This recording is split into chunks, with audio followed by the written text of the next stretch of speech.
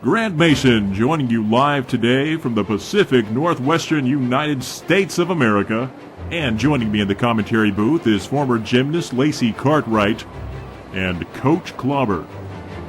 Coach, I imagine you are pretty relieved to be back inside of the United States of America, is that right? Understatement of the damn century.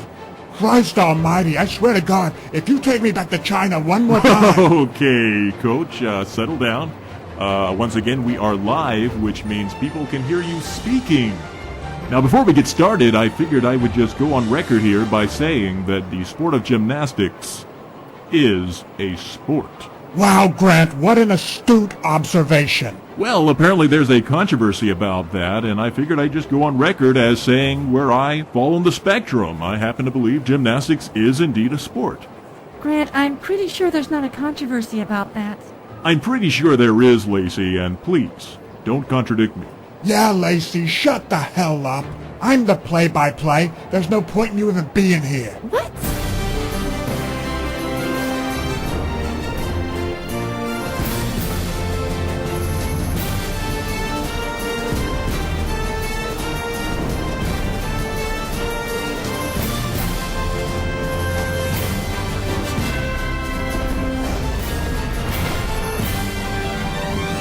Ladies and gentlemen, welcome to Kellogg's Pacific Rim Gymnastics Championships. And what a fun, exciting championship this is going to be.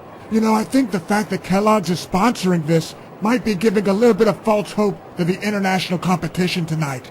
Because if they think they can use Lucky Charms to beat Team USA, they got another thing coming. I think you're thinking of General Mills. The Kellogg Company's brands include Corn Flakes, Frosted Flakes, Rice Krispies, Special K, Cocoa Pops, Pringles, Pop-Tarts, Nutri-Grain. Jesus Christ, Grant, I'm sorry I even brought it up. We're at the Comcast Arena in Everett, Washington. No shit. And speaking of Washington, first up today is a Washington native, Caitlin Ohashi, and she'll be doing the vault. What can you tell us about the vault, Lacey? The athletes are going to be Get running... up, Lacey, I gotta do my play-by-play. She's running. It's the thing. Oh, she hit the landing. Wow, Coach. Incredible play-by-play.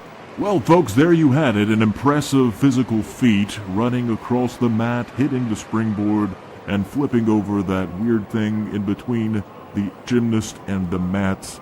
You're probably wondering what in the world you just saw, and honestly, I have no idea. Well, Grant, her difficulty was a 5.8, her execution a 9.05, and that... You're just reading it off the screen. Moving on, we have Emily Little from Down Under. She's going to be starting us off on the beam. More like Emily Little chance of winning. Won a silver medal in the 2010 Commonwealth Games in the individual all-around competition. Nobody cares about the Commonwealth Games. The USA doesn't even go to them. Perhaps one of you guys could walk us through what we're watching right now. Sure, Grant. Emily is getting prepared to do some fantastic gymnastics. Oh, that's not good at all. She just fell off the beam. No kidding. I'll take it that wasn't a planned fall. Absolutely not, Grant. And of course Lacey would know all about that. She used to fall off the beam all the time. I did not fall off of the beam all of the time, Coach. Okay, fine. There might have been one or two times you didn't fall off the beam. But most gymnasts have impressive tumbling moves named after them. Lacey, on the other hand, has falls named after her. So, Lacey, as a former gymnast, what kind of things go through your mind when you're on the beam? Oh, all sorts of things, Grant.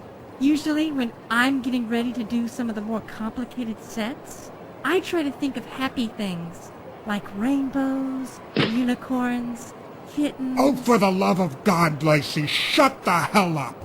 You and I both know that the only thing you ever thought about on the beam was how soft the mat was going to be in preparation for hitting your head upon it on the way down. And there you have it, folks. Emily Little finishing off her routine with a bit of a hop. I love it when they do a little hop there at the end. It makes them more human. Which is a bit strange because you'd consider a hop to be something that a rabbit would do.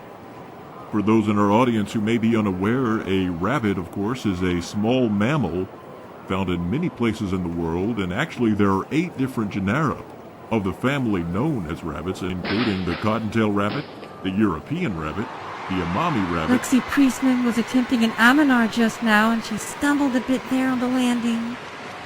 It's called a vault, Lacey, not a amamamama.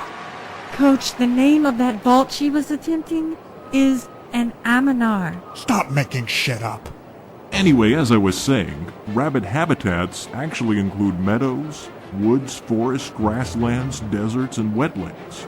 The European rabbit, of course, lives in underground burrows.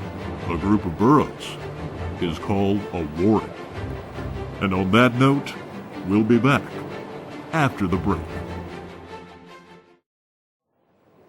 Welcome back to the 2012 Pacific Rim Championships, and if you're just joining us, this isn't the cool Pacific Rim with robots and that kind of thing. No, this is just a boring gymnastics match. And speaking of robots, Grant, here's Team Communism. Coach, that's Team Russia. That's what I said. I was actually about to read off a few of their names for the audience, but I just suddenly realized I don't know how to pronounce these. That's all right, Grant. I'm pretty sure they all respond to the name Comrade. Coach, you do realize that all of those athletes were born after the collapse of the Soviet Union? And let's hope they go the way of their ancestors and collapse off of all the apparatus tonight. And what do you know, here's another name I can't pronounce. Here's what's-her-name on the uneven bars. Her name is Peng Peng Lee, and she is definitely an athlete you're going to want to keep an eye on tonight. You definitely do want to keep an eye on her, so that you know exactly what not to do on the uneven bars. What an incredible finish. Yeah, I've seen better. And now it's time for my favorite segment, where we get to see some clips of gymnasts screwing up. This segment is also known as Non-Americans Doing Gymnastics.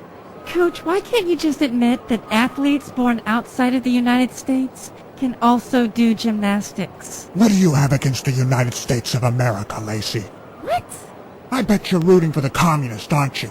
Wow, Coach. Just wow. And of course, here is another athlete going and flipping off the beam in slow motion, and oh man, she just hit her face. Oh God. Oh man, is this it again? We've got to see that again. Hey, Lacey, I bet when you see a fall off the beam like that, it reminds you of your competitive days. Wow, Coach. Really on a roll tonight. For those in our audience who might be unaware, the coach was referring to the fact that when Lacey was a gymnast, she fell down a lot. I'm pretty sure they figured that out on their own, Grant. I was actually just referring to the fact she kind of sucks in general. But I guess that'll do. Pekenga Maliv is now getting ready to do her beam routine. Again, Grant, that's Peng Peng Lee, a phenomenal Canadian gymnast. Well, there's three words I never thought I'd hear lumped together. I had a chance to speak to Pekenga before the meet began tonight, and she told me something general and vague about loving something that everyone in the audience likely loves too. Hey, Grant, you probably want to proofread those notes you have there on your desk before you speak them into that microphone. Oh, wow. Did you see that full twist? No, Lacey, I wasn't watching the meet. I was just sitting here twiddling my fingers. What do you think? As we pointed out earlier, tonight we are in the Comcast Arena in Everett, Washington. And actually, the Comcast Arena was at one time known as the Everett Event Center. It first broke ground back in 2002 and has had a chance to host such events as Ringling Brothers Circus, Motocross, Harlem Globetrotters, and as well as Sesame Street Live. Wow, look at that roll-over twisting jello pudding move. See, Lacey, I can make up stuff too. Sesame Street Live is actually a live touring show based on the children's television series Sesame Street. The show opened on September the 17th, 1980. It was the exact same day that the Solidarity Labor Union formed in Poland. Okay, here it comes. She's got a very big finish. Absolutely fantastic. Once again, folks, that was good luck. And let's go ahead and take a look now at some Japanese gymnasts who were really screwing up while we were watching that beam routine. Well, you don't have to look too far in these clips to find out where those gymnasts messed up. Perhaps, Coach, you could point out that point for our audience. It would be my pleasure, Grant. You see, these young ladies really screwed up when they decided they would be born in Japan instead of the United States of America, God's country. Victoria Moores is on floor, another great Canadian gymnast. She really is good. I don't see anybody on floor. She's performing her routine right now, Coach. I'm telling you, I don't see anybody. It's probably just my eye condition. You know how some people are colorblind and they can't see colors? Yeah? Well, I'm terrible gymnast blind. Oh my God, really? Color blindness actually affects a significant percentage of the population. In fact, there is no actual blindness, but rather a deficiency of color vision.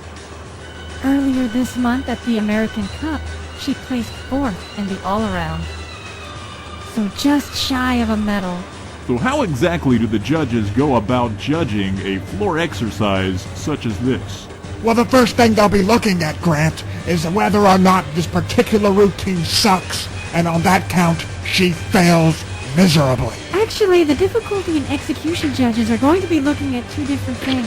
For instance, the execution judges... The execution judges should be executing her right now. Can you stop? Can you stop? I really mean it, Coach. I really need it, guys. Stop that! Yeah. And as my co-commentators revert to 4-year-olds, I should probably point out that we just saw some pretty impressive flipping action going on. Oh, indeed, and here we go with another incredible pass. Nailed it! Phenomenal! Ladies and gentlemen, Veronica Mars. Oh, no, Grant, that was Victoria Moores. Meanwhile, Japan needs a little more balance.